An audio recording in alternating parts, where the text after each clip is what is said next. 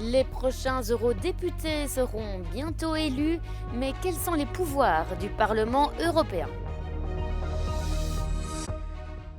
Dernière ligne droite pour la campagne des élections européennes en France. Voici un tour d'horizon des derniers meetings des principaux candidats. Dans la dernière ligne droite avant le scrutin européen, la chef des socialistes italiens appelle à la reconnaissance de l'État palestinien. Sous pression de Washington et d'une partie de son gouvernement, Benyamin Netanyahou estime que le plan de cessez-le-feu dans la bande de Gaza est incomplet. Après des pluies diluviennes, le sud de l'Allemagne est en proie à des inondations qui ont causé la mort d'au moins 2 personnes.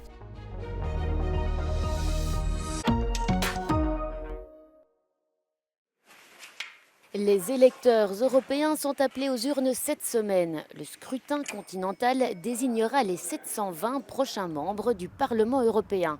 L'une des premières décisions de la nouvelle Assemblée sera d'élire le président du Parlement européen. La majorité absolue est requise. Une fois cette étape franchie, tous les regards se tournent vers le candidat à la présidence de la Commission européenne. Choisi par les pays de l'Union européenne, il appartiendra aux députés européens de donner leur aval. Même chose pour les aspirants commissaires. Les députés les interrogeront avant de les soutenir ou de les rejeter. Les députés participeront ensuite à l'élaboration des lois européennes. Leur rôle, débattre, amender et enfin négocier les propositions de la Commission avec le Conseil. Le Parlement ne peut pas prendre l'initiative d'une législation, mais il peut demander à la Commission de transmettre la proposition.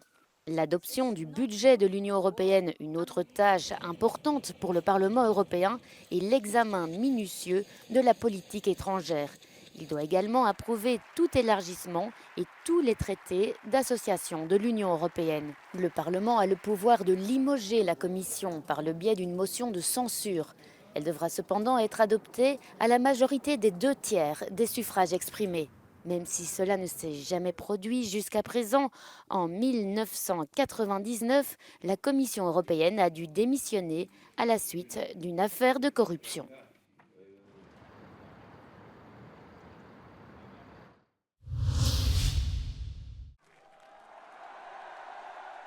Dernière ligne droite pour la campagne des élections européennes en France. Les candidats ont redoublé d'efforts ce week-end, cherchant à convaincre les électeurs indécis et surtout les plus jeunes tentés par l'abstention. Jordan Bardella, le candidat du Rassemblement national, en tête des sondages avec 32% des intentions de vote, a tenu une réunion publique à Paris devant environ 5000 personnes selon les organisateurs.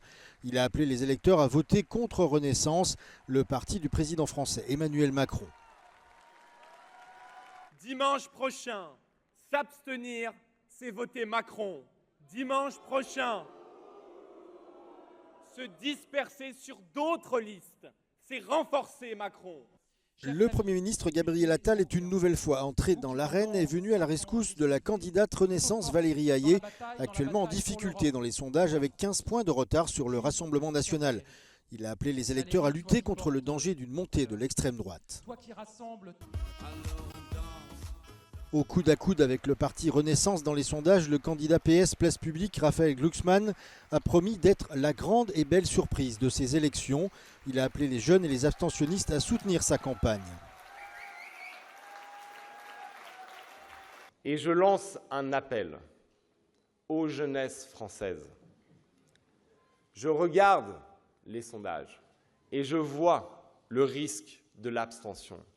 Ne laissez personne décider de votre avenir à votre place. Même appel du pied à la jeunesse de la part de la candidate et les filles Manon Aubry. Elle était ce week-end à Toulouse devant 3000 personnes. Nous lançons aujourd'hui, nous leur lançons un grand appel. Cette jeunesse pleine d'espoir, mais aussi pleine d'inquiétude. Cette jeunesse qui se mobilise pour le climat, pour Gaza, pour ses droits.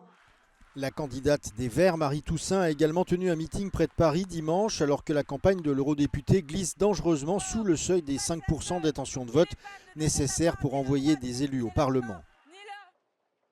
La campagne officielle prendra fin ce vendredi. Le 9 juin, près de 50 millions d'électeurs français choisiront les 81 députés qui les représenteront au Parlement européen.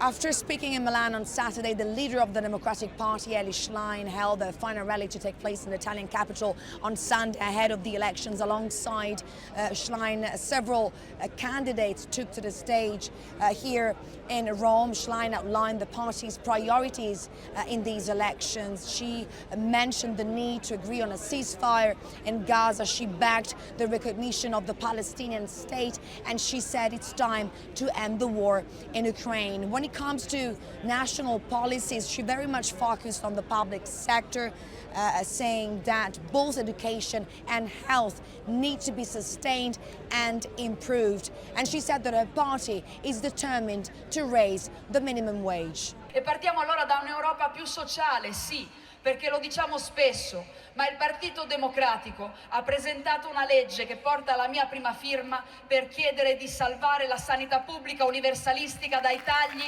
e dalla privatizzazione che sta portando avanti questo governo. L'Europa più sociale è quella che investe in un'altra grande priorità: la scuola pubblica come prima grande leva di emancipazione sociale delle persone. Sur la gauche de l'échiquier politique, certains électeurs estiment qu'Elly Schlein est la seule en mesure de tenir tête aux conservateurs. È l'unica alternativa oggi, non c'è altra alternativa. Mi auguro che la sinistra riesca ad essere unita, si riunisca tutta intorno ad Elly in maniera forte e che possiamo essere una forza ancora più forte e capiente all'interno del nostro paese e all'interno dell'Europa. Dalle ultime politiche vedo un risveglio di attenzione nei confronti del PD grazie a Elly. Les positions sur l'Europe d'Elly Schlein et Giorgia Meloni ne pourraient être plus éloignées les unes des autres et aucun compromis ne semble possible. La présidente du Parti démocrate le répète, son parti et les socialistes de toute l'Europe excluent toute alliance avec les conservateurs ou les nationalistes.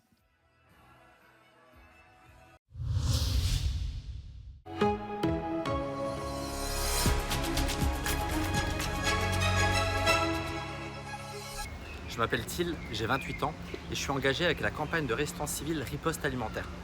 Vous nous connaissez peut-être pour le jet de soupe sur la vide de la Joconde. Concrètement, on fait des actions de perturbation pour mettre en avant des revendications écologiques et sociales. Et donc, moi, si j'étais eurodéputé, je souhaiterais mettre en place la sécurité sociale de l'alimentation durable. Concrètement, ça serait une carte vitale de l'alimentation d'un montant de 150 € par mois, accessible à toutes et tous, et qui permettrait d'acheter des produits conventionnés démocratiquement par des assemblées citoyennes qui seraient formées aux enjeux écologiques et agricoles. Nous, en fait, on se rend compte que cette revendication, elle est clé aujourd'hui. On l'a vu avec les révoltes agricoles de ce début d'année. En fait, on a un système qui est verrouillé, puisque d'un côté, on a de plus en plus de personnes qui ont recours à l'aide alimentaire. De l'autre côté, des paysans paysannes qui n'arrivent pas à vivre de leur métier. Et au centre, l'agro-industrie et la grande distribution qui se gavent avec des marges records. Et ça, nous, on trouve ça tout simplement scandaleux.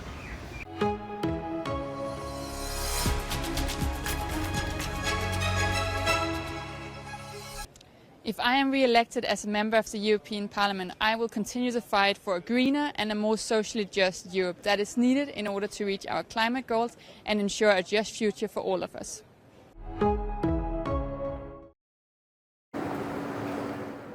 Vendredi, les États-Unis ont présenté un plan de cessez-le-feu dans la bande de Gaza. Et depuis, Washington attend la réponse de Tel Aviv et du Hamas, sans toutefois cacher son impatience.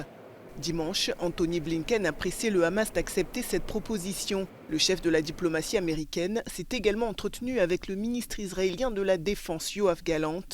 Problème, cet accord est loin de faire l'unanimité au sein du gouvernement israélien. 2 ministres menacent de démissionner si Benyamin Netanyahou accepte cette proposition. Pourtant, selon la Maison-Blanche, ce plan, soutenu par l'Égypte et le Qatar, a été élaboré par le gouvernement israélien lui-même. Il prévoit notamment un cessez-le-feu de 6 semaines, la libération de certains otages, ainsi qu'un retrait des soldats israéliens des zones très peuplées de la bande de Gaza. Benyamin Netanyahou, qui a jugé ce plan incomplet, se trouve donc tiraillé entre cette possible trêve et la survie de son gouvernement. En attendant, l'armée israélienne poursuit son offensive dans la bande de Gaza, où la situation reste catastrophique. Selon l'ONU, en près de 8 mois, plus de la moitié des bâtiments ont été détruits ou endommagés. Le bilan humain aussi ne cesse de s'alourdir et s'élève désormais à plus de 36 400 morts selon les autorités locales. Malgré les nombreuses mises en garde internationales, Tsahal est déterminé à poursuivre ses opérations, notamment à Rafah, près de la frontière avec l'Égypte.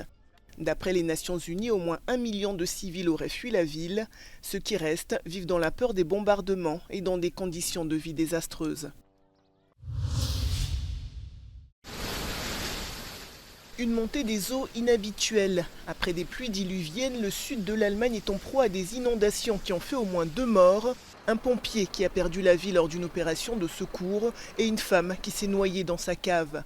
Dans cette petite ville de Bavière, les secours travaillent sans relâche depuis ce week-end. Environ 3000 personnes ont dû être évacuées dans diverses communes. Ce lundi, lors d'un déplacement dans une zone sinistrée, le chancelier Olaf Scholz a promis une aide pour les personnes affectées. Le vice-chancelier allemand Robert Habeck s'est à son tour rendu dans la même commune et il n'a pas caché son inquiétude face aux importants dégâts matériels. Viele Menschen sind mit dem Leben davongekommen, aber haben wahrscheinlich erst einmal Haus und Eigentum jedenfalls beschädigt, möglicherweise verloren. Auch das muss man jetzt im Blick haben, dass sehr viele Menschen ratlos sein werden, nicht wissen, wie es weitergeht. Près de Stuttgart, dans la nuit de samedi à dimanche, ce train à grande vitesse a déraillé après un glissement de terrain et des branches d'arbres emportées par la pluie. 185 passagers se trouvaient à bord, aucun n'a été blessé. Ces pluies diluviennes ont affecté le trafic ferroviaire. Plusieurs trains ont été annulés ou retardés. Et la Deutsche Bahn déconseille de voyager dans le sud du pays en raison des inondations.